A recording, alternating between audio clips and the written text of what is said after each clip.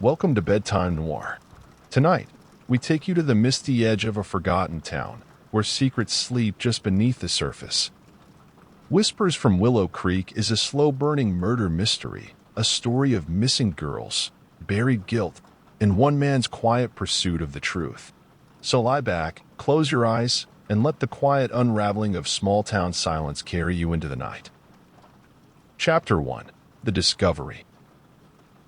The morning sun stretched lazily across Willow Creek, casting a soft, buttery gold light over the rows of white picket fences and dusty porches. It was the kind of town where time ambled along rather than rushed, where the loudest sound on a Tuesday morning was usually the distant hum of a lawnmower or the cheerful chirping of sparrows. Life here was a predictable, comforting rhythm of church bells, school buses, and the weekly farmers market.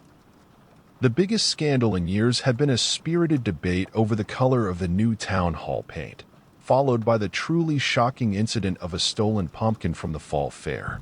But on this particular Tuesday, a discordant note was about to strike. Ruth Keller stood on her porch, a half-used watering can clutched in her gnarled fingers, her gaze fixed on the house next door. Irene Mallory's porch light was still on, a pale, unnecessary glow against the brightening sky, though the sun was already high enough to cast long shadows from the ancient oak in her yard. The curtains, usually drawn back to let in the morning light, remained tightly closed, and the newspaper, folded with almost military precision, sat untouched on the front step, its headlines unread. Ruth had known Irene Mallory for 40 years, a span of time that had seen both their hair turn silver and their steps grow slower. In all those decades, Irene had never, not once, missed her morning walk to the bakery for a fresh scone and the local gossip. This was wrong. Deeply, unsettlingly wrong. "Irene," Ruth called, her voice thin but clear, stepping off her porch and walking across the small, dew-kissed patch of grass that separated their homes. The air was cool, carrying the faint scent of honeysuckle from Irene's overgrown trellis. Ruth reached the front door and rapped gently, then, as silence persisted, harder, her knuckles aching against the solid wood. No answer. Only the quiet hum of the town, suddenly ominous. Ruth hesitated, her heart beginning a slow, heavy thud against her ribs. Irene was a creature of habit, meticulous to a fault. This deviation was a blaring alarm. With a deep breath, Ruth tried the knob. It turned with a soft click, yielding to her touch. Unlocked. Another anomaly. Irene always locked her door. Always. Inside, it was too quiet. The kind of quiet that pressed in on you, thick and heavy, absorbing all other sounds. The air smelled faintly of lavender, a scent Irene favored, but underneath it, something else lingered, something sour, metallic, and faintly sweet, like old fruit left too long in the sun. A chill, unrelated to the morning air, traced its way up Ruth's spine. She took slow, deliberate steps into the house, her sensible shoes making no sound on the polished hardwood floors. "Irene," she called again, her voice barely a whisper this time, a plea more than a question. Then she saw the legs. They were stiff and pale, angled unnaturally, just visible behind the floral print armchair in the sitting room. One slipper had come off, resting a few inches from a bare, wrinkled foot. Ruth didn't scream. She was too old and too tired for theatrics, too accustomed to life's quiet tragedies. But her heart hammered a frantic rhythm in her chest, a frantic drumbeat against the overwhelming silence. She stumbled back, her hand flying to her mouth, a silent gasp escaping her lips. Her vision blurred, and the familiar, comforting patterns of Irene's wallpaper seemed to swim before her eyes. With shaking fingers, she fumbled for the old rotary phone on the small table by the door, her mind racing, dialing the sheriff's office, the numbers a blur through her tears. Deputy Caleb Knox had been nursing a lukewarm cup of coffee, the kind that tasted more of burnt grounds than actual beans, when the call came in. He'd been half listening to the crackle of the police scanner, half reading a dog-eared paperback, enjoying the familiar, uneventful start to his shift. Sheriff Darnell, a man whose love for fishing rivaled his dedication to law enforcement, was up north on a week-long trip, leaving Caleb in charge. Not that anything ever truly happened in Willow Creek. Caleb had taken the job precisely for the peace and quiet. After years overseas in uniform, the sharp crack of gunfire replaced by the gentle rustle of leaves, the constant hum of fear replaced by the chirping of crickets, all he wanted was stillness. But now, that stillness had turned cold, sharp, and utterly unwelcome. By the time Caleb arrived, the coroner's van, a stark white box against the vibrant green of Irene's lawn, was already parked outside her home. A couple of neighbors, drawn by the unusual activity, had gathered across the street, murmuring like a flock of pigeons, their faces a mixture of morbid curiosity and genuine concern. Caleb, his face a practiced mask of calm, nodded briefly at Ruth, who stood alone by her picket fence, her face pale but remarkably composed, clutching a handkerchief to her mouth. "Tell me what you saw," Caleb said, his voice low and steady, his gaze compassionate as he approached her. "She was just there," Ruth whispered, her eyes wide and unfocused, as if still seeing the image burned into her mind. "On the floor behind the chair. I didn't touch anything, Caleb. I swear. I know, Ruth." "You did the right thing." Caleb offered a reassuring nod, then moved towards the house, the scent of lavender and that unsettling sourness growing stronger as he stepped inside. The body was just where Ruth had said. Irene Mallory, age 78, lay crumpled at an odd, unnatural angle, one slipper off, her bifocals halfway under the armchair. Her eyes were closed, her face peaceful, almost serene, as if she had simply drifted off to sleep. There was no blood, no obvious sign of struggle. The scene, at first glance, screamed accidental fall. Caleb crouched next to the body, his gaze sweeping over the room. Doc Everett, the town coroner, a man whose hands were more accustomed to delivering babies than examining the deceased, scratched something in his notepad, his brow furrowed. "Looks like a fall," Doc said, his voice gravelly. "Probably hit her head on the table corner. Might have had a stroke, too. Hard to say without the autopsy, of course."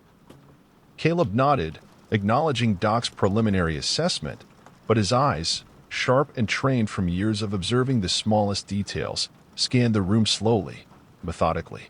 The antique side table, a delicate piece with carved legs, was spotless. A ceramic bowl of sugar-free mints set exactly in the center, undisturbed.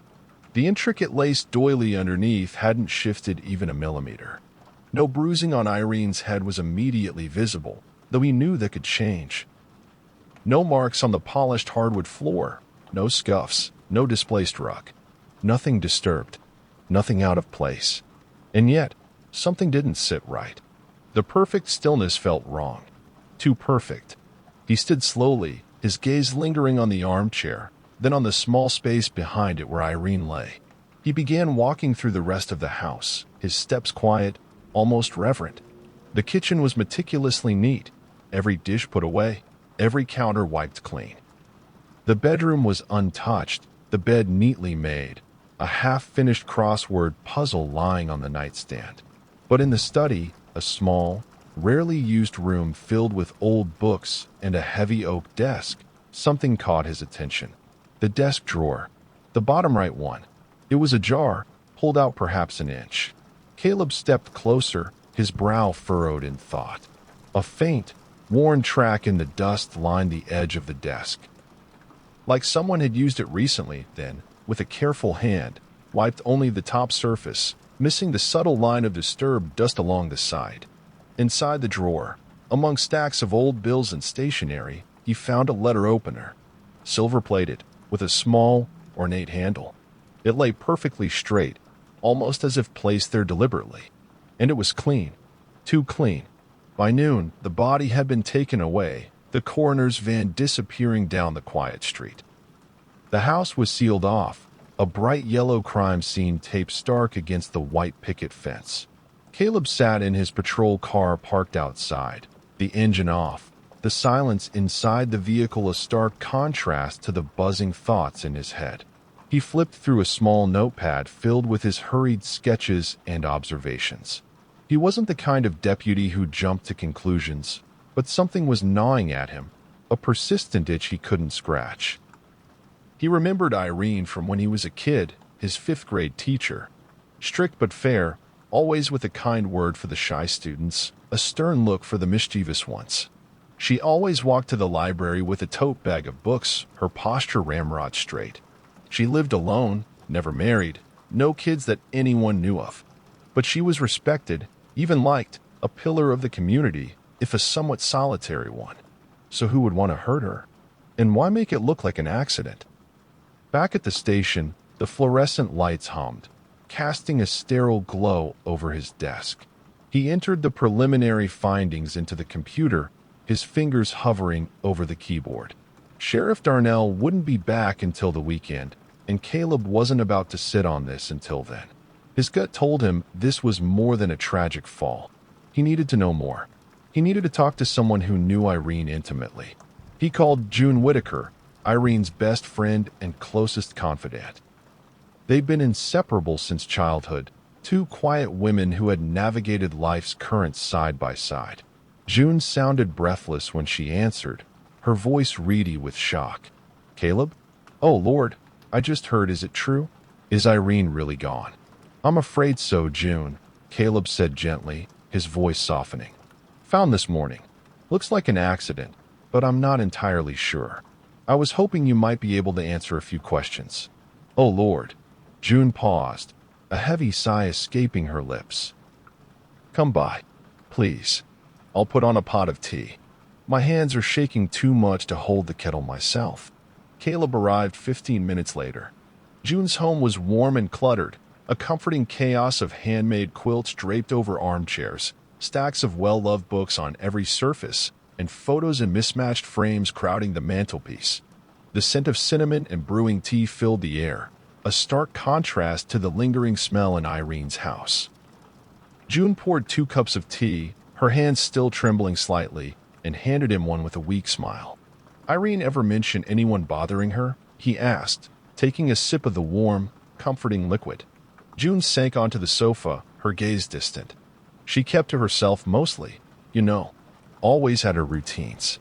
But she did seem nervous lately, jumpier than usual, like she was looking over her shoulder.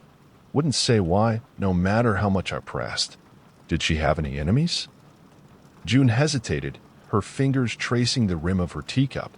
Not enemies, no. That's a strong word for Willow Creek. But there were disagreements.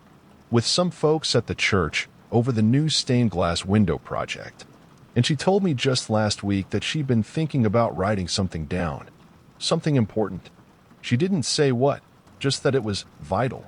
Caleb leaned in, his interest piqued. "Writing what down, June?" She said, June whispered, her voice barely audible. She knew things. Things people wouldn't want shared. Secrets, she called them. Old secrets.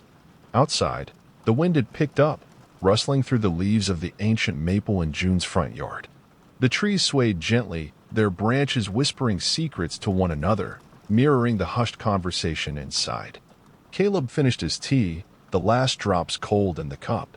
He stood, a new resolve hardening his features. "I think I need to go back to the house, June. See what else I might have missed." As he stepped outside, the clouds, heavy and bruised, began to roll in from the west, obscuring the last of the afternoon sun. Somewhere, deep in the quiet, unassuming belly of Willow Creek, something had begun to stir. A long-dormant current, now disturbed. And Deputy Caleb Knox knew this wasn't over. Not by a long shot. Chapter 2. The Teacher's Past. The rain came quietly overnight, a soft, persistent drumming against the rooftops of Willow Creek. It washed the dust from the streets, leaving the town with that peculiar, earthy smell of wet asphalt and damp wood. The air was cooler now, carrying a hint of autumn, even though summer still clung to the calendar. Deputy Caleb Knox stood at the edge of Irene Mallory's porch, the brass key cold in his hand, hesitating before unlocking the door again. The yellow crime scene tape, now limp and wet, flapped softly in the breeze. The house felt different now. Colder, emptier. The silence inside was thicker, like it had settled into the very walls after the body was taken away, absorbing all sound, all warmth. It felt less like a home and more like a tomb. Caleb stepped inside, the scent of lavender now faint, almost a ghost itself, and closed the door behind him, the click echoing unnaturally loud in the stillness. He made a slow, deliberate circuit of the living room, looking at it with fresh eyes.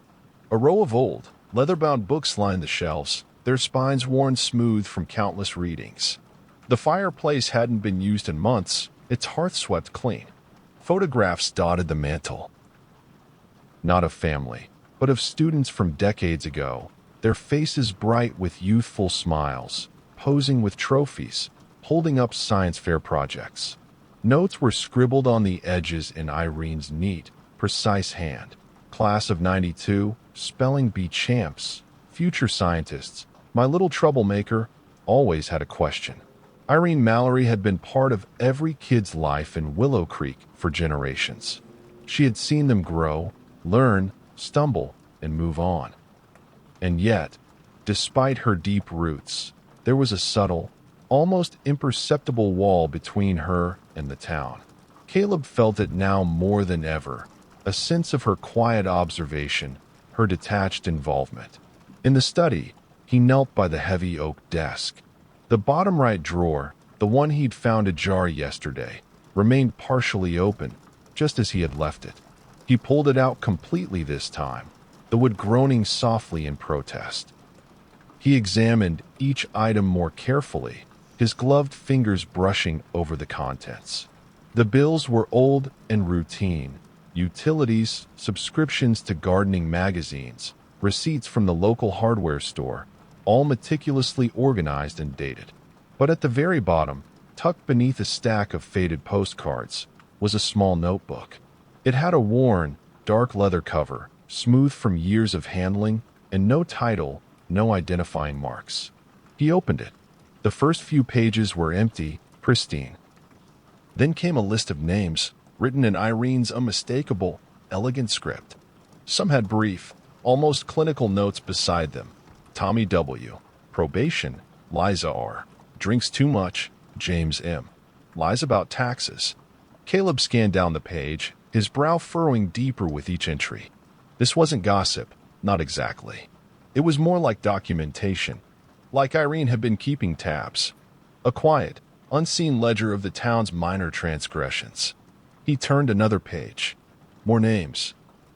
A few crossed out with a single, decisive line. A few underlined, as if for emphasis. Then came a cryptic entry that gave Caleb pause, a cold knot forming in his stomach. He never looked remorseful. Only sorry he got caught. No name attached. Just that chilling, anonymous observation. He closed the notebook slowly, the leather cool beneath his fingers, a chill crawling up his spine. This wasn't just someone venting frustration in a private journal. Irene had been watching people, recording them. Why? And what was the significance of the unnamed he? Caleb tucked the notebook carefully into his coat pocket, a new weight settling there, and left the house, locking the door behind him. Back at the station, the quiet hum of the fluorescent lights was the only sound.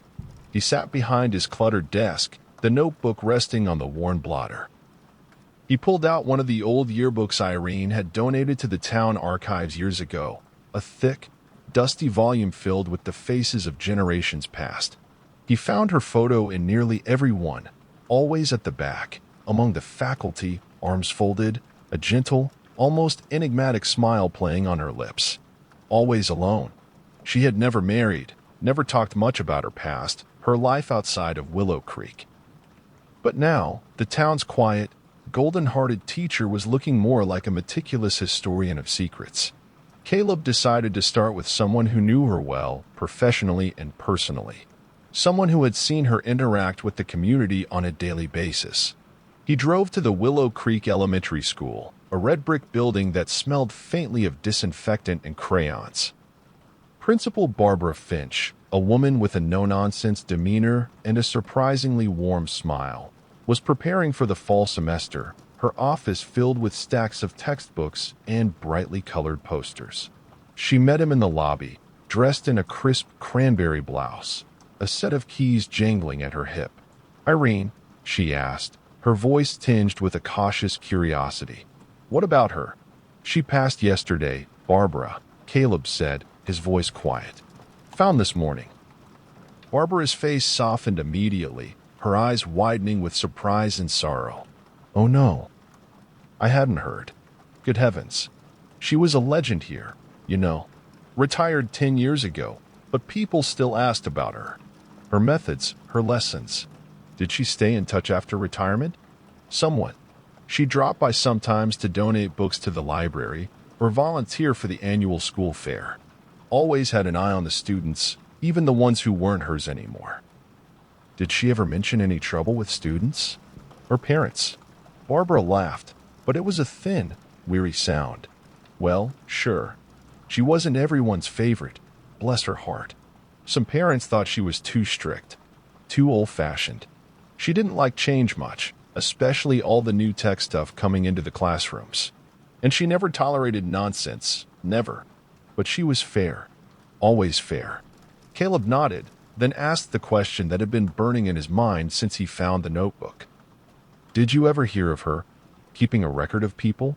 Notes about students, parents, townsfolk?" Barbara hesitated, her gaze drifting to a framed photo of a smiling group of children on her desk. "That sounds like her, honestly." She believed in accountability, said the town had too many short memories. She didn't trust people to change unless someone remembered what they'd done. She called it the long view. Did she have any enemies, then, with that kind of philosophy? Enemies? Barbara repeated, considering the word. That's a strong word for Willow Creek. But there was that issue with the Carvers. Carvers? Caleb prompted, pulling out his notepad. Barbara leaned in, her voice dropping to a near whisper. "Couple years back, Irene accused their son, Eli, of cheating on a test. Publicly. Embarrassed him terribly. They made a huge scene at the school board meeting. Threatened a lawsuit, even. It fizzled out, of course, but they never forgave her. Held a real grudge." Caleb scribbled that down. "You recall the son's name?" "Eli Carver. He was sensitive, smart, but troubled. Got into some things later, I think. His dad, old Mr. Carver, runs the garage near the highway. Still does, last I checked." Caleb thanked her, the new information swirling in his head. The Carvers, the notebook, the list of names. It was all adding up to something. He just didn't know what yet. His next stop was the Willow Creek Library, a quiet, stately building with tall, arched windows and the comforting smell of old paper. The librarian, a quiet woman named Meredith with soft, kind eyes and a perpetually neat bun, recognized Irene's notebook immediately when Caleb showed it to her. "Oh, that old thing," Meredith said, a faint smile touching her lips. "She used to sit by the window every Thursday afternoon, right in that armchair there. Would write in that thing for hours. Never let anyone see it, though. Always tucked it away if someone approached. You ever ask her about it?" "Once. I was shelving books nearby, and I just asked what she was working on. She looked up, gave me that little half-smile of hers, and said, 'Some things are easier to carry when they're written down, Meredith. Otherwise, they weigh too much on the soul.'" Caleb exhaled slowly, the weight of that statement settling on him. Was she working on a memoir or something? "Not that she told me, but she did ask about old newspaper archives last month. Wanted to look at issues from the early 90s, specifically. Said she was doing some historical research for a project. What happened in the 90s that would interest her." Meredith frowned, her brow furrowing in thought. "Not much that I recall, really. Willow Creek was always pretty quiet. Well, there was that girl who disappeared. April something. It was a big deal back then. Everyone talked about it for months." Caleb felt the chill return, sharper this time. "Disappeared?" "Yeah, April Dunning.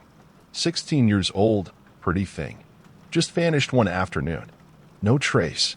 The sheriff at the time, Teller, I think his name was Frank Teller, investigated, but it went nowhere. Folks talked for a while, then just moved on. I haven't thought about her in years, to be honest. He returned to the station, the name April Dunning echoing in his mind. He pulled up the old files, the town's archives, a dusty cabinet filled with forgotten reports. It took him a good hour of digging, sifting through yellowed paper and brittle folders, but eventually he found it. A thin, almost forgotten file. April Dunning, missing since 1993. No suspects, no evidence of foul play, just vanished. And on the final page of the thin file, almost an afterthought, was a name. Irene Mallory, last person to report seeing April alive. Caleb leaned back in his chair, staring at the stained ceiling tiles, the hum of the fluorescent lights suddenly louder, more insistent. Irene hadn't forgotten. She'd spent her quiet, meticulous years in Willow Creek chasing down ghosts, documenting the town's hidden history. And now, it seemed, one of them had come back for her. Chapter 3: The Locked Drawer. The storm that had threatened all day finally broke around dusk. Rain lashed the streets of Willow Creek, drumming a relentless rhythm on rooftops and turning the quiet lanes into shimmering rivers. Deputy Caleb Knox parked his patrol car outside Irene Mallory's house once again, the wipers thumping a steady, hypnotic beat against the windshield.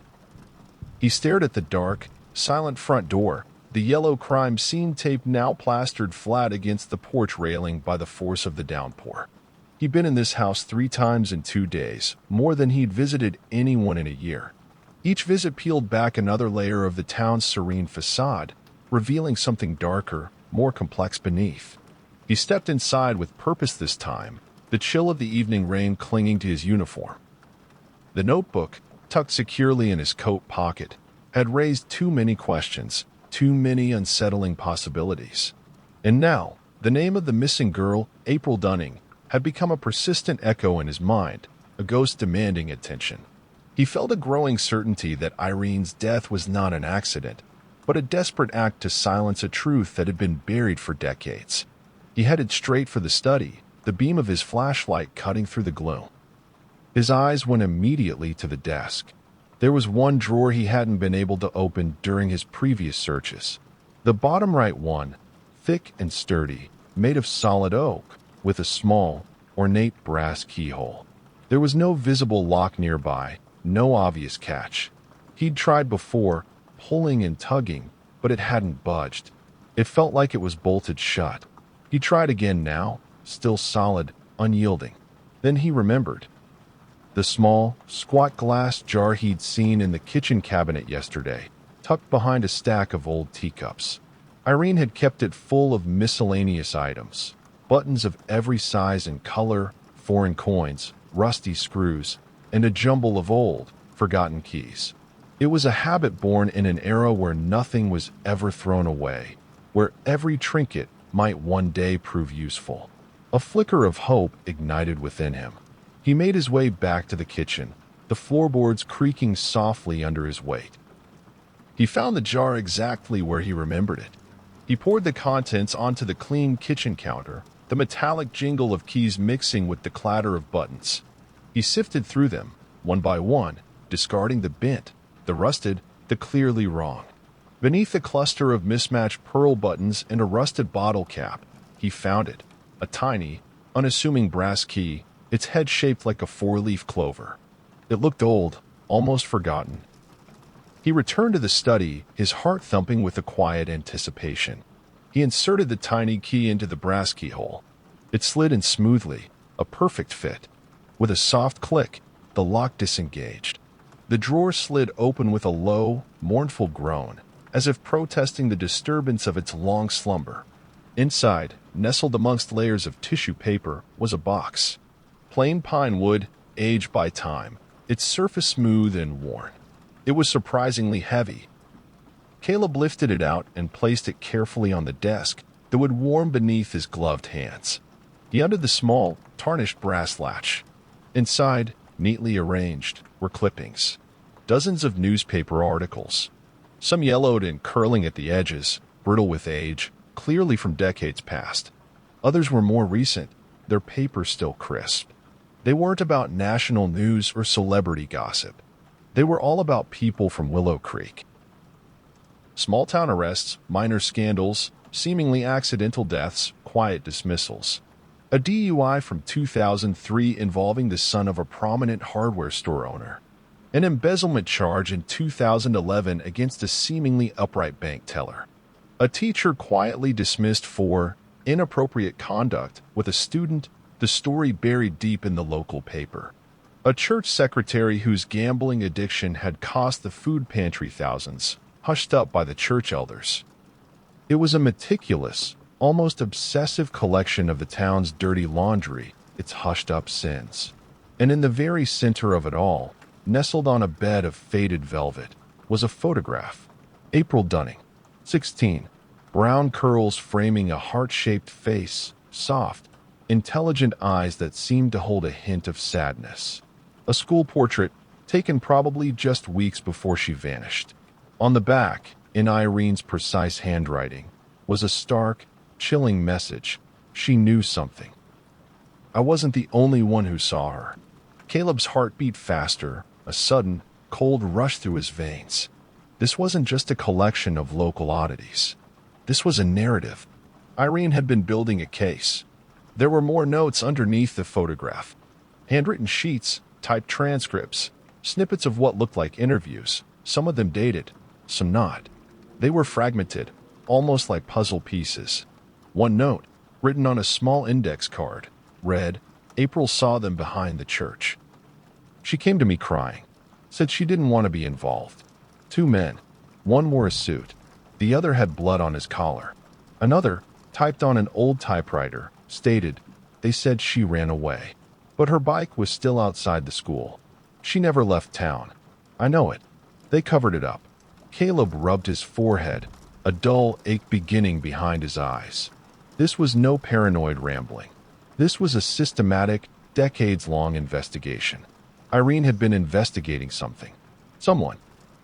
And she'd connected April's disappearance to people in town, people who still lived here, who walked the same quiet streets, who sat in the same church pews. He carefully packed everything into a large, sturdy evidence file, making sure to photograph each item before he removed it. He felt a profound sense of responsibility, a silent promise to Irene to finish what she had started. He headed back to the station, the rain having finally subsided, leaving a glistening sheen on the roads and a fresh, clean scent in the air. The building was quiet, save for the distant hum of the vending machine in the break room. Just a single desk lamp casting a pool of warm light across his paperwork. He laid out the contents of the box carefully across his desk, trying to find a thread, a coherent narrative within the jumble of clippings and notes. The articles, when viewed as a whole, painted a disturbing web of quiet corruption, small-town sins that had been swept aside, forgotten, or deliberately buried. But they weren't random. Many of the names appeared again and again, subtly intertwined. Church trustees, city council members, local business owners, even the old sheriff, Frank Teller. It was a network, a silent agreement to maintain the illusion of Willow Creek's innocence. And then there was the repeated mention of the preacher. A younger man at the time, Pastor Micah Dalton. Caleb knew him. Everyone did. Micah had led Willow Creek's only church, First Baptist, for over 30 years. Charismatic, polished. His sermons were always eloquent, his presence comforting. He had performed most of the town's weddings, baptized its children, and officiated at its funerals. People trusted him implicitly, looked to him for moral guidance. But Irene hadn't. The notes described a confrontation in 1993, shortly after April's disappearance. April had gone to the church for youth choir practice and never came home. Irene believed Micah knew something, that he was holding back. One note, scrawled in the margin of a newspaper clipping about April's disappearance, said, "He told me it was between her and God." But his hands wouldn't stop shaking. He knew more. Caleb stood up suddenly, the chair scraping loudly against the floor. It was late, but not too late. The urgency of the situation pressed in on him. He needed to talk to Micah Dalton tonight. He needed to peel back the layers of polite denial and find the truth. The parsonage was a tidy, unassuming cottage nestled behind the church, its windows half-lit by the soft glow of porch lights and a flickering lamp in the front room. Micah answered the door still in his collar, a worn, leather-bound Bible held loosely in one hand. His eyes, usually warm and welcoming, held a flicker of surprise, then something else, a guardedness that Caleb immediately noticed. "Caleb," he said, his voice smooth, practiced. Come in. You're out late." "I'm sorry for dropping by unannounced, Pastor," Caleb said, stepping into the small, neat living room. The air smelled of old books and something faintly antiseptic. "Nonsense. I'm always here for you, son." Micah smiled gently, but it didn't quite reach his eyes. "Though I suppose this isn't a social visit." "No, sir. I'm looking into something. Irene Mallory's death, and something she was investigating." Micah's expression shifted subtly, a tightening around the eyes, a slight clenching of his jaw. "She was a good woman, Irene. Devoted, principled, if a bit intense in her beliefs. She kept records, notes, including about April Dunning's disappearance." Micah's fingers tightened almost imperceptibly on the Bible. "That was a long time ago, Caleb. A tragedy, not to her. She never believed April ran away. She thought someone killed her, and that you knew something about it." Micah sat down heavily on a floral armchair. His posture suddenly slumped. "She came to me back then, Irene. Accused half the town of conspiracy. She believed April had seen something dark, something terrible. I told her to be careful, that stirring old ghosts can be dangerous, that it could tear the town apart. Did you know anything, Pastor?" Caleb pressed, his voice firm but not accusatory. Micah shook his head, but his voice was soft, almost a whisper. "Only what I heard. Rumors. Nothing solid. I prayed for that girl every day for a year, but the Lord was silent. Sometimes, Caleb, the Lord asks us to accept what we cannot change." "Did you ever see April that day, the day she vanished?" Micah hesitated, his gaze fixed on a spot on the carpet. The silence stretched, thick with unspoken words. "I saw her bike," he said finally, his voice barely audible, "leaning against the chapel fence, near the back entrance. But I was with the finance committee all evening. 6 men. They'll tell you. We were reviewing the church budget. I couldn't have seen anything else." Caleb didn't push. Not yet. He had what he needed for now, a confirmed sighting of April's bike, a hint of Micah's discomfort, in the mention of the finance committee. He thanked the pastor and left, the silence of the parsonage feeling heavier than the rain outside. As he walked back through the churchyard, the ancient oak trees rustling in the damp breeze, something caught his eye near the old tool shed, tucked away behind the main chapel building. A broken fence panel, splintered wood hanging loose. On the other side, dense trees and a narrow, almost overgrown trail leading deeper into the woods toward the river. It was the kind of place a teenager might explore or hide. Caleb marked the spot in his mind, a new piece of the puzzle slotting into place. Back at the station, he reviewed the interview transcripts again, focusing on the old April Dunning file. One name kept popping up, mentioned by various people as the lead investigator at the time, Sheriff Frank Teller. Retired now, living in a dilapidated trailer on the south edge of town, a forgotten relic of a bygone era. Caleb would visit him in the morning, but even now, as the town settled into its uneasy sleep, he could feel it tightening like a fist. Secrets that had been buried for 30 years were beginning to claw their way back to the surface, stirred by Irene's death and his own persistent questions. And someone, Caleb knew with a cold certainty, was going to get hurt. Chapter 4: Old Wounds. Sheriff Frank Teller had once been the imposing face of law and order in Willow Creek. Broad-shouldered, with a sharp, angular jaw, he was rarely seen without a cigar hanging from his lip and a hand resting on his belt, a silent promise of authority. His voice, when he chose to use it, was a low rumble that commanded attention. But now, sitting on the rickety porch of his weathered trailer, a faded wool blanket draped over his legs and an oxygen tank wheezing a steady rhythm beside him, he looked more like a ghost of himself. The years had not been kind to Frank Teller. His once sharp eyes were dull, clouded by age and perhaps by too many unspoken burdens.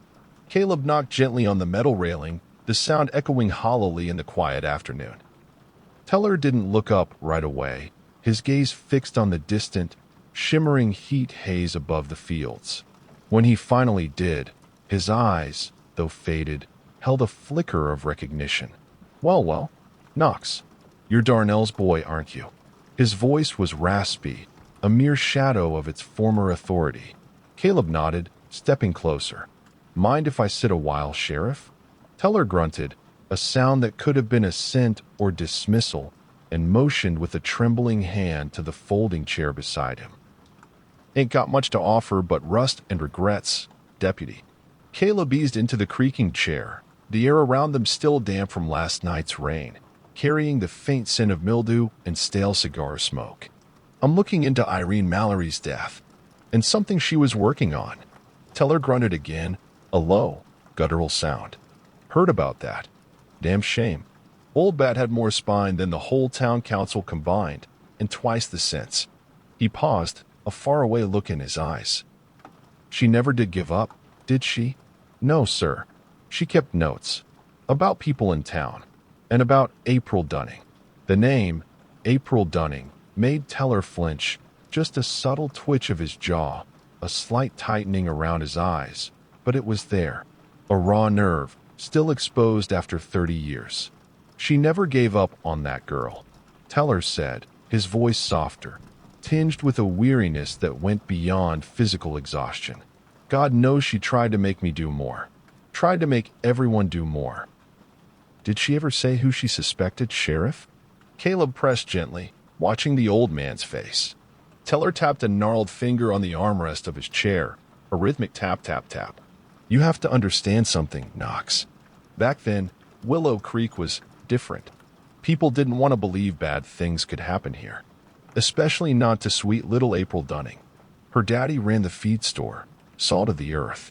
Her mama was in the church choir, a saint. They were picture perfect. The idea of something truly dark, truly evil, happening in our quiet town, it was unthinkable. People clung to the idea, she just ran off. So what did you believe happened, Sheriff?" Teller looked away, his gaze drifting toward the vast, empty field beyond the trailer, a landscape that seemed to mirror his own desolation. "She disappeared. Poof, like smoke. No sign of a struggle. No blood. No footprints. Just gone. Her bike was found outside the school, leaning against the fence. We searched the woods, the river, the highway. Every inch of this county. Nothing. Not a single trace. But Irene told you she saw April the day she vanished. That April came to her door crying, asking for help. She did. Claimed April came to her door, terrified. Said she was afraid. Said she'd seen something. Something behind the church. 2 men, Caleb said, recalling Irene's notes. One in a suit, the other with blood on his collar. Teller nodded slowly, a grin set to his mouth. "That's what Irene said. I didn't believe her. Not entirely. I figured it was fear talking. Or drama. Hell, I thought April probably ran off with some older boy from the next town over. That was easier to accept. Easier for the town to accept. But you logged the report, didn't you?" "Of course I did," Teller scoffed, a flicker of his old pride returning. "I always followed procedure. But nothing came of it. No leads. No suspects.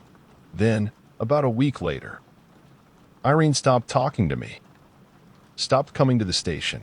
Started looking at me like I was part of the problem. Why, Sheriff? Why would she do that?" Teller hesitated, a long, drawn-out silence filling the space between them. The oxygen tank wheezed softly. "Because," Teller said slowly, his voice dropping, "I told her to let it go." Caleb leaned forward, his eyes fixed on the old man. "Why would you say that, sir? If you believed her?" "Because," Teller said, his voice barely above a whisper, "the people she was accusing weren't just nobodies, Knox. They were men with power. Church elders. The mayor's cousin. One of them was a state trooper, for God's sake. You think the county wanted that kind of attention? A scandal involving their own? They wanted it buried, and they made it clear. Did you investigate them? I poked. I always poked. But every time I did, something pushed back. Files went missing from my own office. Witnesses recanted their statements, suddenly developing convenient memory loss. Even got a visit from a state investigator, a slick-haired man from the capital, who'd told me in no uncertain terms to leave it alone. Said it was a local matter that had been thoroughly investigated and closed. So you dropped it, and then you retired. Teller's mouth curled into a bitter, humorless smile. I retired not long after. Figured the town didn't want a sheriff who asked too many questions. They wanted quiet. They wanted peace, even if it was a lie. He coughed, a wet, rattling sound. But Irene kept looking. I know she did. I'd see her at the library, nose buried in old files, sometimes just sitting in her car outside the church, watching. Part of me respected it. Part of me was scared for her. Scared for what she might find. Why scared, Sheriff? Because she was stirring a nest of vipers, Knox. And when you do that, eventually they bite. And they bite hard. Caleb sat in silence, the weight of the years, the unspoken truths, heavy between them. The afternoon sun cast long, weary shadows across the porch. Finally, Teller spoke again, his voice gaining a surprising clarity. I think the past doesn't stay buried in Willow Creek, Deputy. It waits. It always waits. As Caleb stood to leave, the old sheriff said one last thing, his voice a low warning. Watch your back, Deputy. They know you're looking now, and they don't like it. By afternoon, the air in Willow Creek had grown heavy, not with rain, but with a palpable tension. Whispers, like invisible tendrils, seemed to snake through the quiet streets, reaching every porch, every diner booth. Everyone knew Caleb Knox was digging into Irene Mallory's death, and everyone knew he was asking about April Dunning. And the town, so accustomed to its carefully maintained illusion of peace, was beginning to fray at the edges. Caleb was sitting at June Whitaker's kitchen table again, the same place he'd visited days ago. The teacups were back out, the same delicate floral pattern, but the warmth in the room had faded. June looked tired, her eyes shadowed, her hands clasped tightly in her lap. Unease radiated from her like a heat shimmer. I found something in Irene's house, June, Caleb said, his voice low, almost conspiratorial. A file, with names, accusations. One of them was Micah Dalton. June's teacup rattled against its saucer, a sharp, nervous sound. Her gaze darted to the window, then back to Caleb. Oh, Lord, I knew it. I knew she was onto something. She mentioned him in her notes. Said he had a darkness to him. Said he was always careful with his words, but careless with his eyes. She didn't trust him. She told me once, June whispered, her voice barely audible. Years ago, after April disappeared, Irene said Micah was too quick to dismiss it. Too quick to say April just ran away. She said he seemed relieved. That always stuck with me. Did she ever tell you what April saw, June? No, June whispered, her eyes filling with unshed tears. But I know Irene carried that guilt for years. She thought if she'd done more, if she'd pushed harder, April might still be alive. She felt responsible.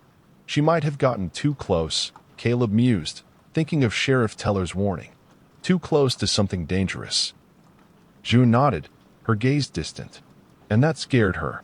I could see it, but not enough to stop. She was brave, Caleb, braver than I ever knew. She had a quiet courage that most people never saw. Just then, a black sedan, sleek and out of place on the quaint, tree-lined street, slowed in front of June's house. Its windows were tinted, opaque, reflecting the afternoon light like dark mirrors. No visible license plates. It paused, just for a second, a fraction of a breath. Then rolled on, disappearing silently around the corner. Caleb stood, moving to the window, watching its departure, every instinct on edge. A cold knot formed in his stomach. June joined him, her hand pressed to her chest. That's the third time I've seen that car today, Caleb. Just cruising by. It feels wrong. You didn't recognize it? Or the driver? No, June said, shaking her head, her face pale. Never seen it before. It's not from around here. Caleb stared down the street, the quiet beauty of Willow Creek suddenly feeling like a fragile illusion. Someone was watching. Someone was sending a message. And it wasn't subtle. That evening, a sense of urgency propelled Caleb back to Irene's house once more. He needed to see if anything had changed, if his presence, his questions, had stirred the nest of vipers Teller had warned him about. The house was dark and silent, a deeper silence than before, as if the very air held its breath. He entered cautiously, flashlight in hand, his senses heightened. Everything in the living room, the kitchen, the bedroom, looked the same, untouched, until he reached the study, the drawer, the one he had opened with the tiny brass key. It was open, not ajar, but fully pulled out. And the box, the plain pinewood box, filled with Irene's meticulous collection of clippings and notes, her life's work, her evidence. It was gone. Caleb froze, his heart hammering against his ribs. He checked the rest of the house frantically. Nothing else had been touched. No forced entry. No broken windows, no splintered door frames, no signs of a break-in. But the box, her box of evidence, the culmination of her decades-long investigation, was missing. He rushed back to the station, his mind racing, a cold fury building within him. He pulled up the security feed from the single street camera outside Irene's house. The quality was grainy, poor, but it caught it, barely. A shadowy figure. Hooded, indistinct. Slipping inside around 2:15 a.m. The figure moved with a practiced ease, almost as if they knew the layout of the house, knew exactly where to go. Too blurry for a clear face. But the car that pulled away from the curb moments later, without its headlights on, matched the description of the black sedan he'd seen earlier. Whoever they were, they knew exactly what they were looking for. They knew about the box, and they didn't want Irene's secrets to reach the light. Caleb didn't sleep that night. He sat at his desk, the only light in the station, flipping through the copy he'd made of Irene's notebook. Most of it was still cryptic, notes without context, names without explanation. He felt a profound sense of frustration, of being one step behind, always reacting.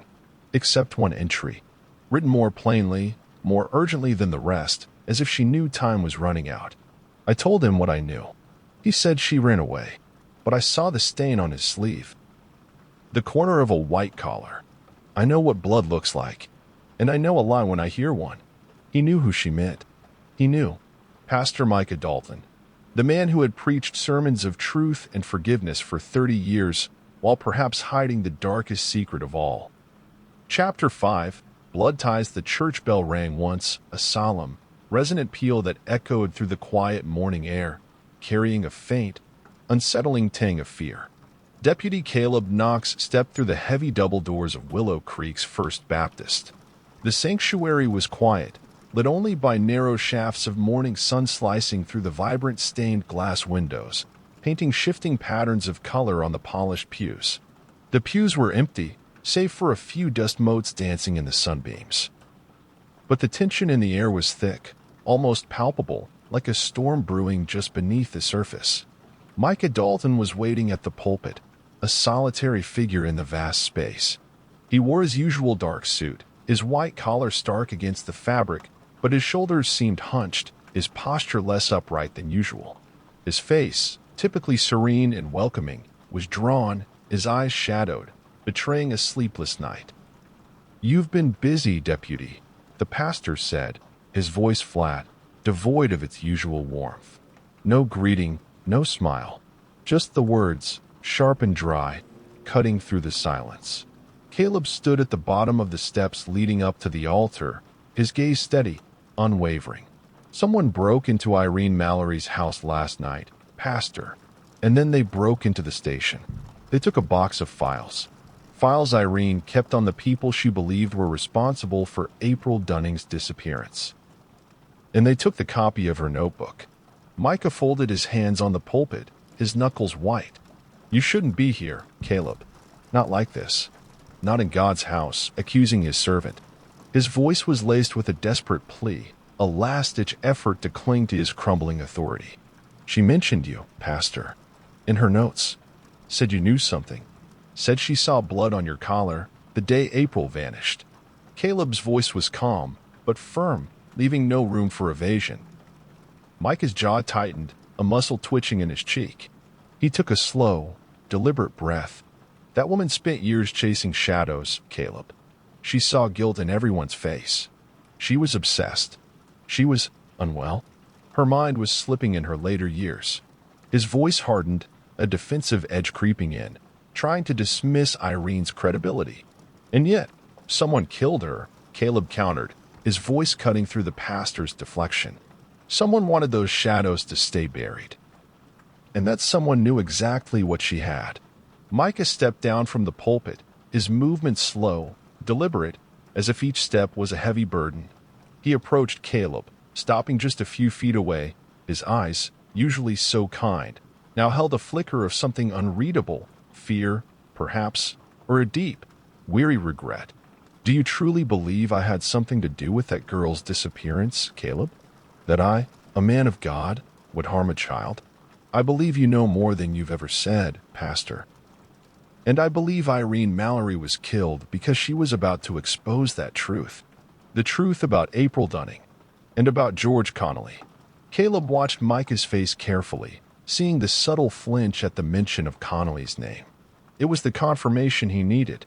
Silence stretched between them, heavy and suffocating. The only sound was the distant hum of the town waking up, oblivious to the quiet drama unfolding within the church walls. Micah looked down, adjusting his watch, the gold gleaming dully in the filtered sunlight. He took a deep, shuddering breath, then finally, his voice barely a whisper, he spoke. April came to me that day, he said quietly, his gaze fixed on the polished floorboards, avoiding Caleb's eyes. She was scared, terrified. Said she saw someone behind the church. Two men arguing. It was dusk. I couldn't make out their faces clearly, but I recognized their voices. It was Thomas Greaves and George Connolly. They were arguing about money, about a land deal that had gone sour. Greaves was furious. April said she saw Greaves hit him with a rock, a large one. She thought Connolly was dead. She was just a child, Caleb. So innocent. I told her to go home. I told her I'd handle it, that I'd make sure everything was all right. Did you, Pastor? Caleb asked, his voice low, encouraging him to continue. I tried. God help me, I tried. I went out there, behind the tool shed, just minutes after April left. But by the time I went to look, Connolly was gone, and April was gone, vanished. Her bicycle was still there, leaning against the fence, but she was gone. Micah's voice cracked, raw with an old, festering pain. I searched for April for hours that night, quietly, desperately. I found nothing. I found no trace of Connolly either. Did you tell Sheriff Teller this? About Greaves and Connolly? Micah nodded, his eyes finally meeting Caleb's, filled with a profound weariness. I did. I told him everything I saw, everything April told me. He listened. He seemed disturbed. But then he told me there was no evidence. No body for Connolly. No proof of what April claimed to have seen.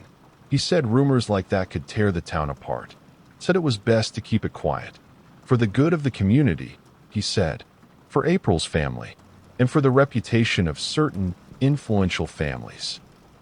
Caleb stared at him, the weight of the 30 years of silence pressing down. You kept it quiet for 30 years, Pastor. You let a murderer walk free. You let April Dunning's death become a forgotten mystery. All for the good of the community. Micah looked up, his eyes rimmed with something like regret, like shame. Some things feel like sins whether you commit them or just stand beside them, Caleb. I was a coward. I was afraid. Afraid of Greaves. Afraid of what would happen to the town if the truth came out. Afraid of losing everything I had built here. My church. My standing. My life. I convinced myself it was for the greater good, that exposing it would only cause more pain. But it was a lie. A lie I told myself to justify my fear. Caleb stood. Not anymore, Pastor.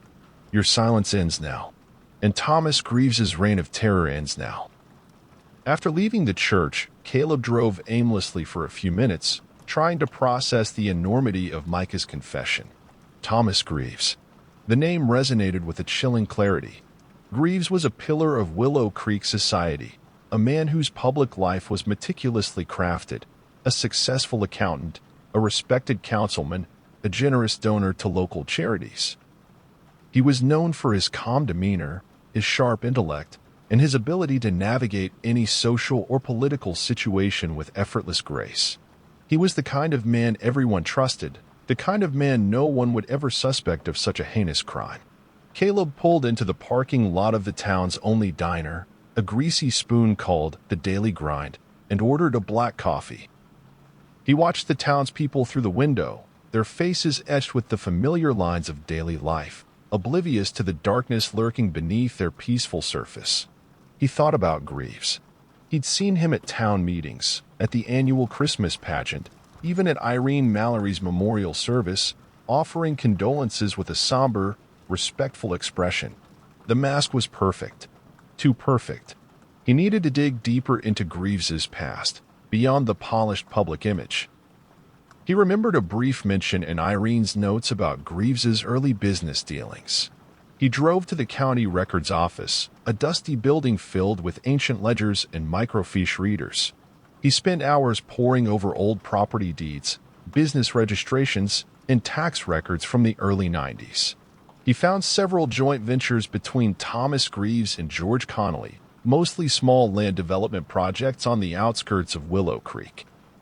One particular deal, for a large tract of undeveloped land near the river, had gone through just months before April's disappearance. It was a complex, highly leveraged deal, and the records showed a sudden, unexplained collapse of the partnership shortly after Connolly vanished. Greaves had quietly absorbed Connolly's share, taking a significant financial hit but ultimately gaining control of the entire parcel. It was a motive, a powerful one. Caleb also made a few discreet calls, asking about George Connolly. He found an old, dismissed missing person report from 1993, filed by Connolly's estranged sister who lived in a neighboring town. The report stated Connolly had simply left town for work opportunities. No investigation, no follow-up.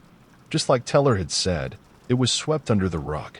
Later that day, the air in Willow Creek felt charged, buzzing with unspoken questions. The news of the station break-in had spread, hushed, and distorted, adding another layer of unease to the already fractured peace. Caleb drove to the edge of town, to a crumbling farmhouse surrounded by knee-high weeds and broken fences. It belonged to Eli Carver.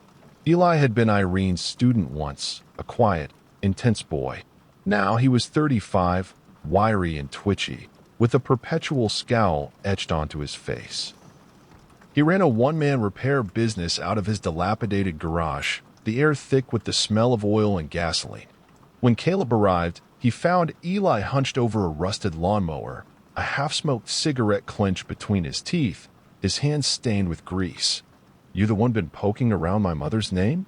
Eli asked, standing slowly as Caleb approached, wiping his hands on a greasy rag. His eyes, dark and suspicious, narrowed. "Just trying to understand what happened to Irene, Eli. And maybe what happened to April Dunning. And George Connolly." Eli spat a stream of tobacco juice onto the dirt. "Connolly? Now that's a name I ain't heard in a long time. My old man used to say he was a real piece of work. Always scheming. He just up and vanished, didn't he? Folks said he skipped town owing money. Irene Mallory believed he was murdered, and that April Dunning saw it." Eli's scowl deepened.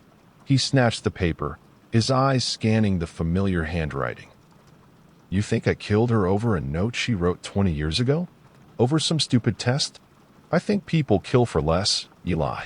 And Irene was about to stir up a lot of old trouble. She was looking into Thomas Greaves. Eli's eyes widened almost imperceptibly at the mention of Greaves. He took a long, slow drag of his cigarette, his gaze distant, thoughtful. "Greaves, huh? Now that's a name. My old man always said Greaves was too clean, too smooth, always smiling, but his eyes were cold. Said he'd step on anyone to get what he wanted. He and Connolly were thick as thieves for a while. Then suddenly Connolly was gone and Greaves owned all that land out by the river. Folks whispered, but no one ever said anything out loud. What did they whisper? Caleb pressed. Eli shrugged, exhaling a plume of smoke. Just that Connolly was bad news. And Greaves was worse, but smarter. They used to meet out by the old co-op, late at night. My dad saw their cars there a few times. Said they were always arguing, even before Connolly disappeared. Sounded like real nasty fights. You want to know what happened to April Dunning? Don't ask guys like me. Ask the people at the top, the ones who run this town. She saw something she wasn't supposed to see. Maybe she even told someone. But it wasn't me. I was 12 years old, for Christ's sake, playing with toy cars. Eli looked away, his gaze sweeping over the dilapidated landscape of his property, then back to Caleb, a cynical glint in his eyes. I think this whole town's been wearing a mask for 30 damn years. A polite, quiet mask. And someone finally pulled at the string. And Irene, she was the one pulling hardest. Back at the station, the fluorescent lights seemed to hum louder, the silence heavier. Caleb paced the small office, a map of Willow Creek spread across his desk like a battlefield. He marked the places: Irene's house, the church, the river path behind the old tool shed, the spot where April's bike was found, and now the land parcel Greaves had acquired after Connolly's disappearance. They formed a rough triangle, a nexus of secrets, with the old food co-op site at its heart. He grabbed his heavy-duty flashlight, its beam cutting a bright swath through the gathering dusk, and headed out. His gut, honed by years of instinct, was screaming at him. The co-op had burned down in 1994, less than a year after April's disappearance. No one ever definitively figured out what caused it. Faulty wiring, they said. An unfortunate accident. But Irene had circled it on one of her hand-drawn maps, a faint red circle that now seemed to glow with significance. The field was quiet, wild grass swaying gently in the evening breeze, tall and whispering like secrets. The air was cool, damp, carrying the faint scent of decaying leaves. Caleb moved carefully, his boots crunching on the dry underbrush, scanning the ground, his flashlight beam sweeping back and forth. His foot struck something hard, unyielding. Wood. Charred. Old. Buried just beneath the surface. He knelt, brushing aside the weeds and loose soil with his gloved hands. The ground here felt different, softer, as if it had been disturbed long ago. Something metallic glinted in the disturbed soil, catching the fading light. A small bracelet. Silver. Tarnished with age and embedded dirt, with the distinct, elegant letter engraved on it. He picked it up with gloved hands, his breath catching in his throat. It was delicate, clearly a girl's bracelet. It had been there a long, long time. He carefully placed it in a small evidence bag. Back at the small, under-equipped lab in the county seat, the soil samples confirmed it. The bracelet had been buried for decades, and the initials matched April Dunning. A chilling, undeniable piece of evidence. This wasn't just a theory anymore. This was fact. The next morning, Caleb returned to speak with Meredith at the library, his mind buzzing with the implications of the bracelet. He needed to know what else Irene had been looking at, what her final steps were. I need access to anything Irene checked out in the last year. Meredith, he said, his voice urgent. Anything at all. Especially anything related to legal cases or public records. Meredith, though still quiet, seemed to sense the shift in his demeanor. She led him to the computer terminal where the library's records were kept. She was always reading, of course, but lately she'd been checking out some unusual things. Town directories, property records, legal case studies. What kind of legal studies, Meredith? Meredith frowned, tapping a finger against her chin. On whistleblower protection and wrongful death suits. Very specific, very detailed legal texts. I remember wondering why she'd be interested in those. She also requested old county building permits, specifically for the area around the old co-op site, and records related to its demolition. Irene hadn't just been curious. She was preparing something. Something big. Caleb leaned in, a deep pit forming in his stomach. Did she ever mention sending anything to the authorities? Or the press? Anything outside of Willow Creek? Meredith thought for a moment, her eyes distant, recalling a past conversation. She said once she had a plan. Something big. Said she'd finish it by the end of the month. She seemed determined, like she was finally going to do something she'd been putting off. She even mentioned a contact at a regional newspaper, someone she knew from her college days. Caleb felt a cold dread wash over him. She was going to go public, wasn't she? With everything. Meredith's eyes widened, a dawning realization on her face. I think she was, Caleb. She said it was time for the truth to come out, no matter the cost. She was going to blow the lid off something. This was it. The motive. Irene Mallory wasn't killed because she stumbled upon a secret. She was killed because she was actively preparing to expose it.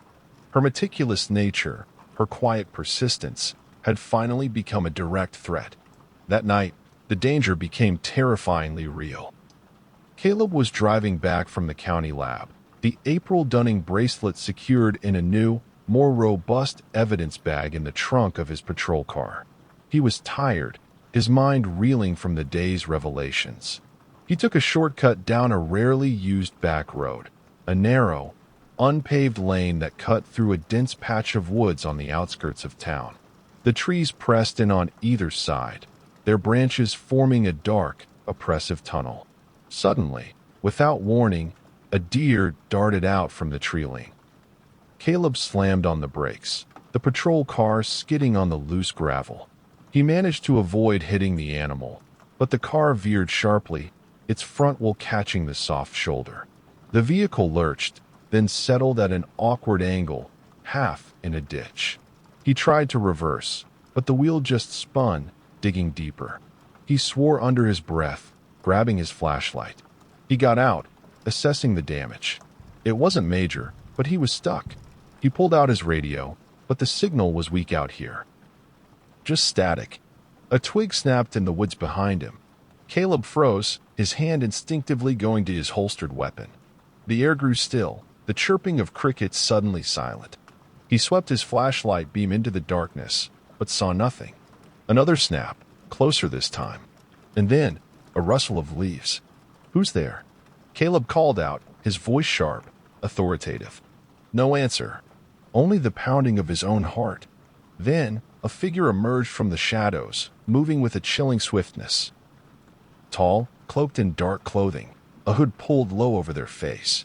Before Caleb could react, a heavy, blunt object swung out of the darkness. He ducked, but not fast enough. A glancing blow struck his shoulder, sending a searing pain through him. He stumbled back, hitting the side of the patrol car. He drew his weapon, the metallic click loud in the silence. Stay back. The figure paused, just at the edge of the light. Caleb could feel their eyes on him, cold and unwavering. They didn't speak.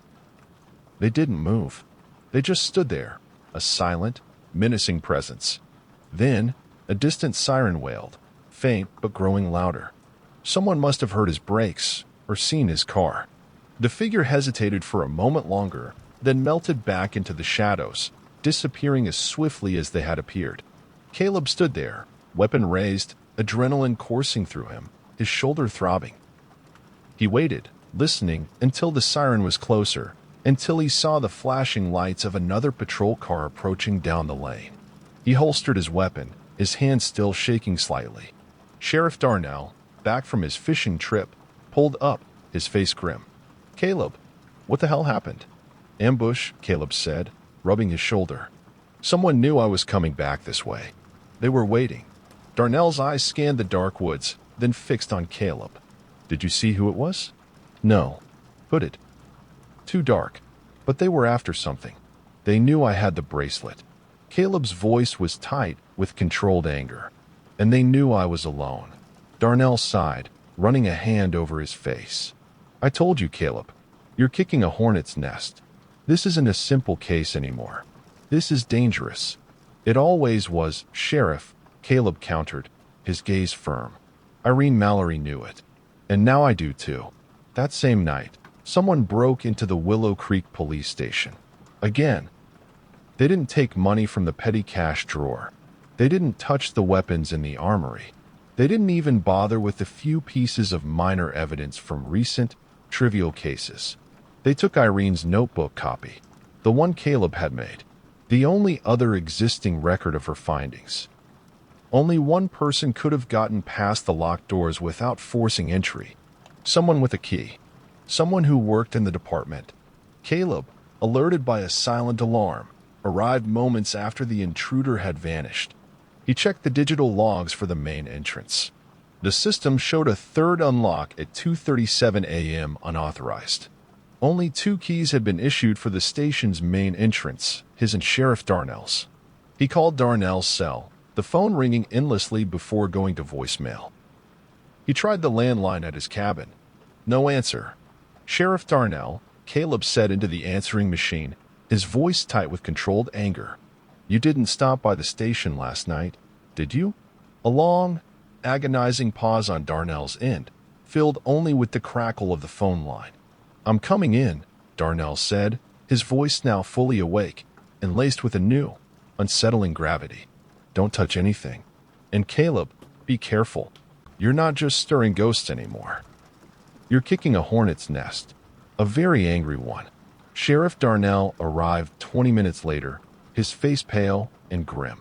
He surveyed the scene, his gaze lingering on the empty lockbox. This is unprecedented for Willow Creek, he muttered, running a hand over his thinning hair. Someone with a key. Someone who knows our procedures. Caleb explained everything.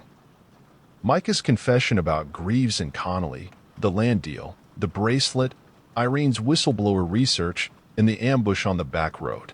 Darnell listened, his expression shifting from disbelief to growing alarm.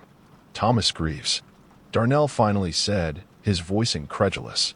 Councilman Greaves? That's a serious accusation, Caleb. Without solid proof, this could ruin us. The town. The department. I have the bracelet, Sheriff. And Micah Dalton is willing to testify. And Irene Mallory's notes, though stolen, pointed directly to him. Darnell paced the office, his hands clasped behind his back. A confession from a pastor who admits to being a coward for 30 years and a bracelet buried for decades. That's circumstantial, Caleb. Greaves has power, influence. He'll bury us in legal fees. He'll make us look like fools. He tried to kill me, Sheriff. He broke into Irene's house and the station. He's desperate. Darnell stopped pacing, his eyes meeting Caleb's. I believe you, Caleb. I do. But we need more. Something undeniable. Something that links him directly to Irene's murder. And we need to be careful. If he has an inside man here, we're vulnerable. Caleb nodded. I have an idea. A way to draw him out. A way to make him show his hand. Darnell looked at him, a flicker of fear, then a grudging respect in his eyes. What do you have in mind, Deputy? We give him what he thinks he wants, Caleb said, a cold resolve hardening his features. We make him think he's one, and then we catch him in the act. Chapter 6. The Killer's Mask. The autumn wind blew cold across Willow Creek the morning Deputy Caleb Knox decided to set the trap. It carried the crisp scent of burning leaves and the faint, sweet smell of decay, a fitting atmosphere for the plan he was about to put into motion. He spent the day quietly, speaking to no one about his intentions. The fewer people who knew what he was planning, the better. Too many eyes were already watching, too many ears already listening. Irene Mallory had tried to shine a light into this darkness, and someone had silenced her. But Caleb, despite the aching bruise on his shoulder from the ambush and the lingering chill of the station break-in, was still standing. He was tired, but resolute. His plan was simple, yet risky. He had to make Greaves believe he had won, that Irene's meticulous work had been entirely erased. He had to bait him. That evening, as the last sliver of sun dipped below the horizon, painting the sky in hues of bruised purple and fiery orange, Caleb made his way to the field where the old co-op had once stood.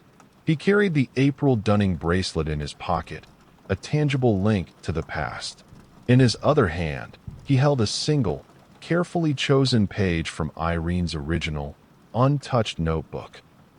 A page that mentioned Greaves by name, linking him to the land deal with Connolly, but without explicitly stating the murder. It was just enough to be tantalizing, just enough to be a perceived threat.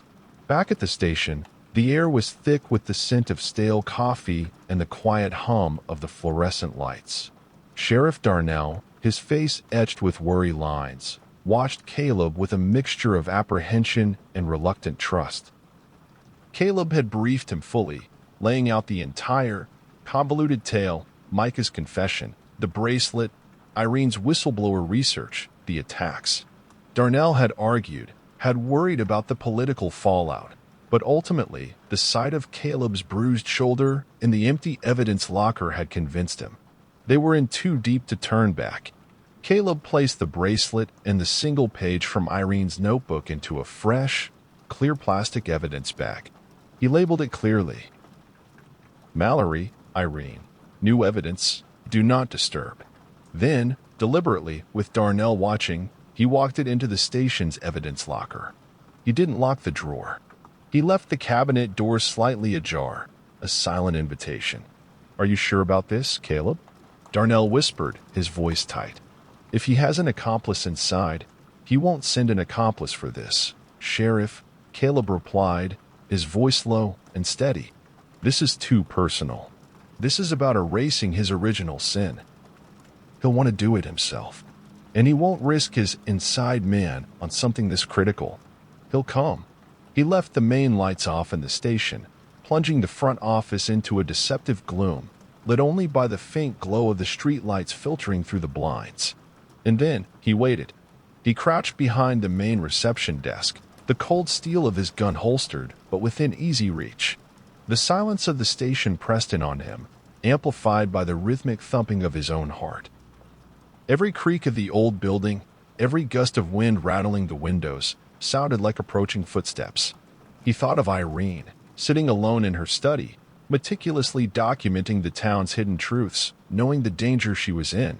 He thought of April Dunning, a frightened girl, witnessing something horrific behind a church, her life snuffed out before it truly began.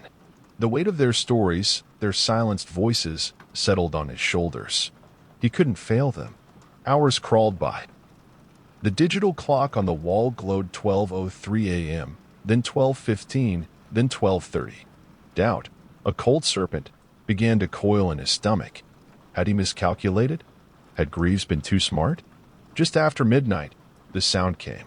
A faint click at the back door, almost imperceptible. Then, footsteps.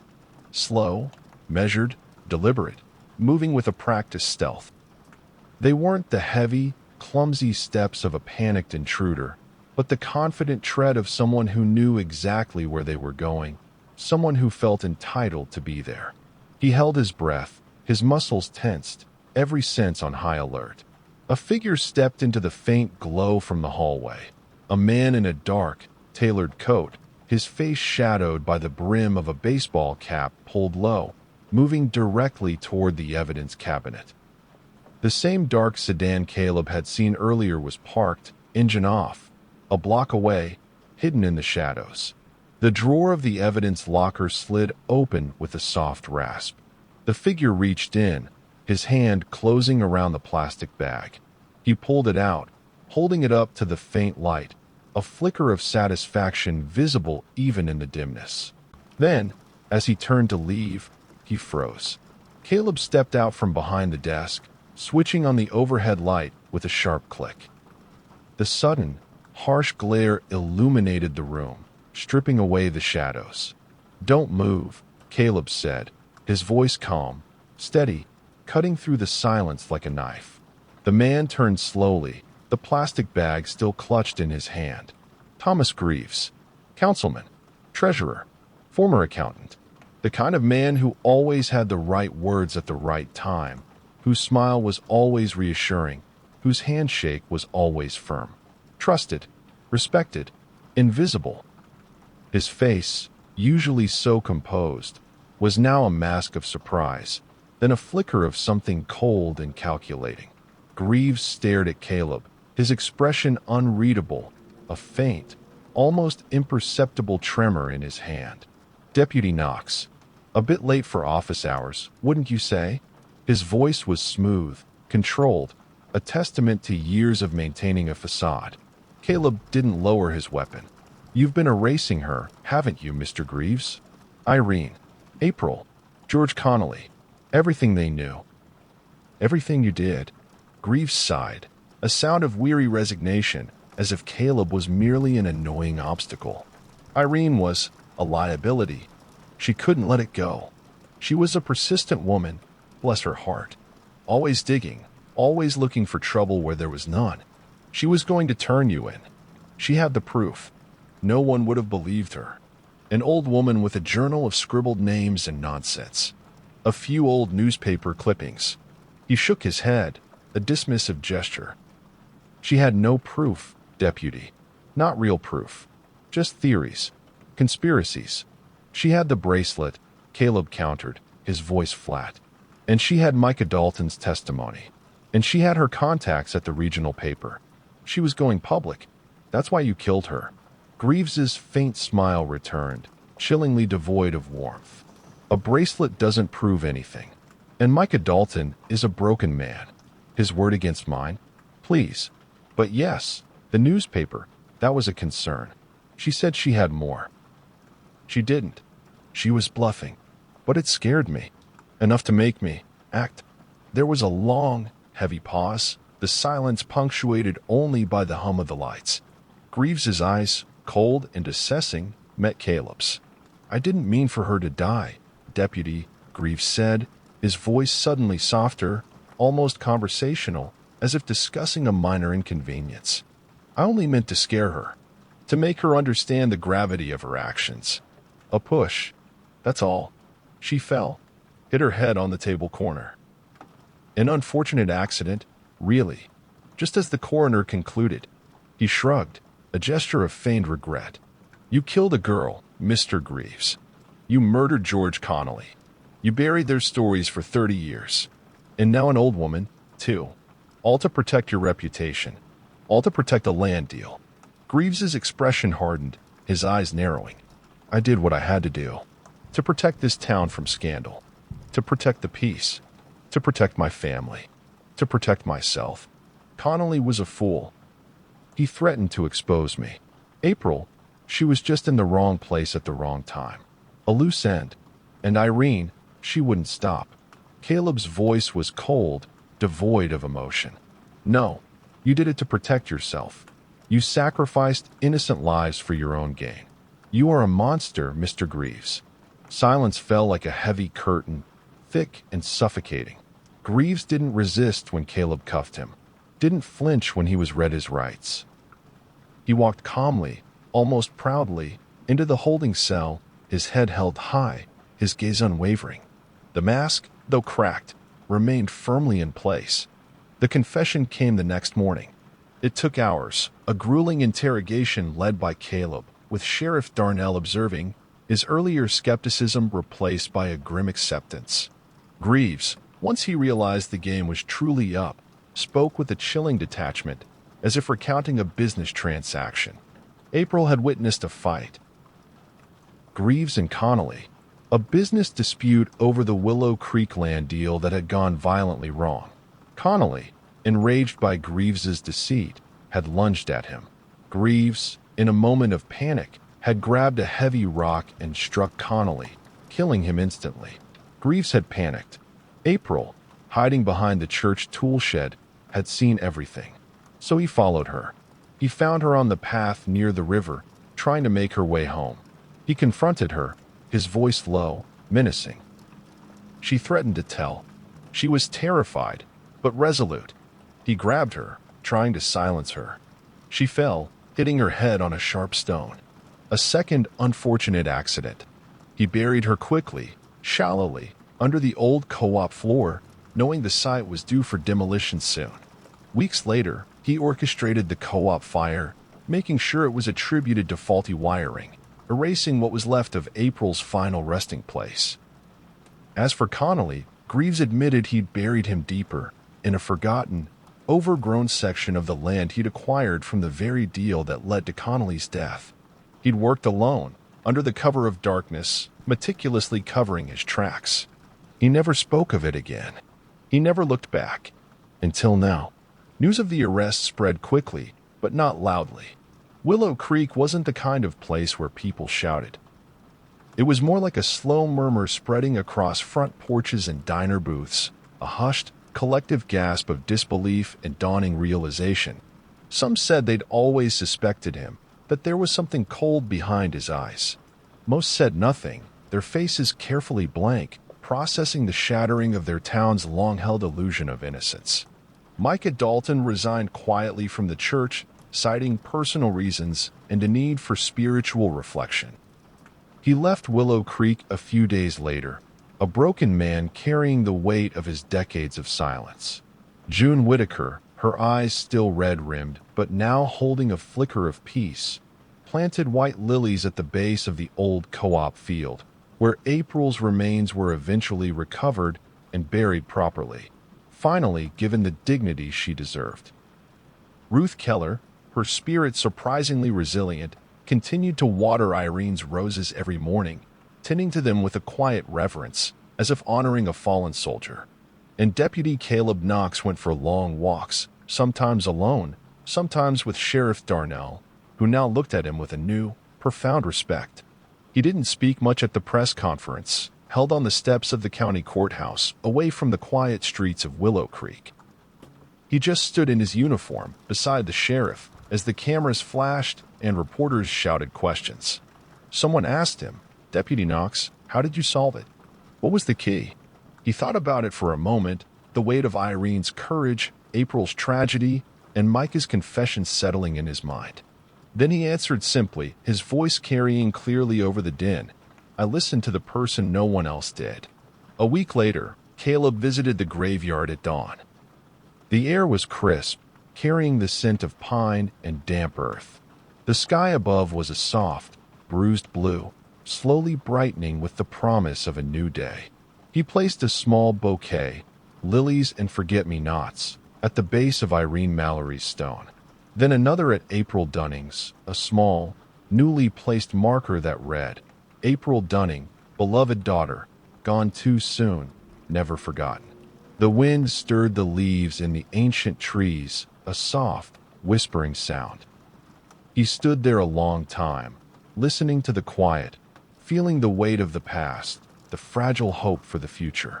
Somewhere, in the distance, a church bell rang, a single, clear note cutting through the stillness. For the first time since Irene died, the town was still, truly still, but Caleb knew better than to trust silence. Because in Willow Creek, the past never stayed buried. It just waited. It waited for someone to dig it up. Epilogue, Still Waters. It had been 6 months since Thomas Greaves was taken into custody, since the quiet, carefully constructed illusion of Willow Creek had shattered like fragile glass. The seasons had turned, bringing a harsh winter that blanketed the town in snow, followed by a hesitant spring that coaxed new life from the frozen ground. Now, early summer had arrived, painting the town in vibrant greens and the sweet scent of blooming honeysuckle. Children walked to school bundled in jackets in the cooler mornings, then shed them by afternoon. The bakery had started selling its famous strawberry rhubarb pies again, a small sign of returning normalcy. On the surface, life moved on, but underneath, things were different, permanently different. At the station, Caleb Knox sat at his desk, the last rays of the afternoon sun slanting through the blinds, casting long shadows across his paperwork. The old fluorescent lights seemed less harsh now, the air less stale. A new deputy, a quiet young woman named Lane, had started that week. She was fresh out of the academy, eager, observant, and reminded Caleb of himself years ago, before the war, before the world had taught him the true meaning of shadows. She asked questions, took meticulous notes, paid attention to the subtle shifts in the town's rhythm. That gave him hope. A quiet, persistent hope that Willow Creek, despite its wounds, might find a healthier path forward. There were fewer visitors now, fewer frantic phone calls. Irene's case was closed. April's mystery solved. George Connolly's remains had been found, too, buried deep in the land Greaves now owned, confirming Micah's chilling account. The town could exhale collectively. But for Caleb, peace wasn't so simple. It was a fragile thing, earned through pain and loss. He still dreamed of the notebook sometimes, pages flipping endlessly, names blurring into one another, Irene's neat handwriting whispering warnings he couldn't quite hear. He sometimes saw Greaves's cold, unrepentant eyes in the faces of strangers. The stillness he had sought in Willow Creek had proven to be a deceptive quiet, a veneer over a churning darkness. He had found peace, yes, but it was a peace born of understanding, not ignorance. His relationship with June Whitaker had deepened, forged in the crucible of shared grief and revelation. They often had tea on her porch, talking not of the case, but of the quiet rhythms of life, of Irene's memory, of the subtle shifts in the town. Ruth Keller still watered Irene's roses, and sometimes Caleb would see her standing there, a silent sentinel, her gaze distant, as if she too was listening to the whispers of the past.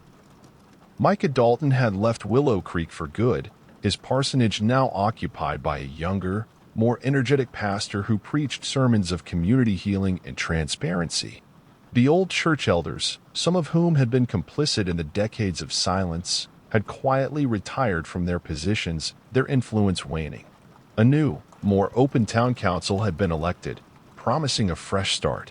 Small changes, but significant. Late one evening, just as the sky dipped into indigo, painting the western horizon with streaks of deep purple and fading orange, Caleb drove out to Willow Rest Cemetery. The air was cool, carrying the sweet scent of night-blooming jasmine.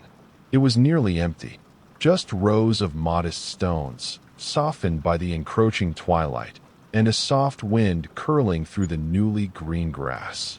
The silence here was different from the town's, a natural, respectful quiet, not a forced one.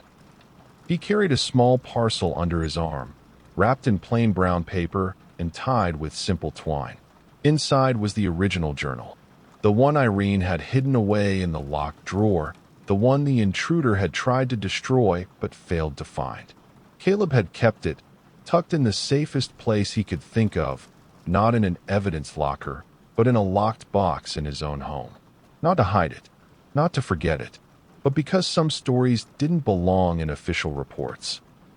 Some truths were meant to be remembered, not just filed away. He stopped at Irene's grave. The marker was simple, elegant. Irene Mallory, beloved teacher. Fierce soul. 1945, 20-25-inch. Some things are easier to carry when they're written down. He knelt and gently laid the journal at the base of the stone, placing it carefully against the cool granite. "You were right, Irene," he said quietly, his voice a low murmur in the stillness. "About all of it. And you were braver than any of us knew." The wind stirred the leaves in the ancient oak tree that stood sentinel over the graveyard, a soft rustle that sounded almost like a sigh of acknowledgement. He remained for a while longer, until the moon rose, a sliver of silver above the treetops, and the shadows stretched long and dark across the grass. He thought of all the secrets buried beneath these quiet grounds, and all the ones still lurking above.